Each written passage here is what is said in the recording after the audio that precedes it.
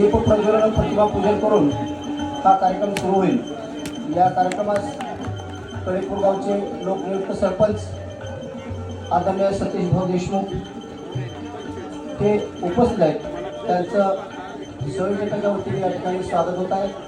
त्याचबरोबर या गावचे पोलीस पाटील राजकुमार पाटील हे उपस्थित आहेत, यांचे या ठिकाणी स्वागत होत आहे।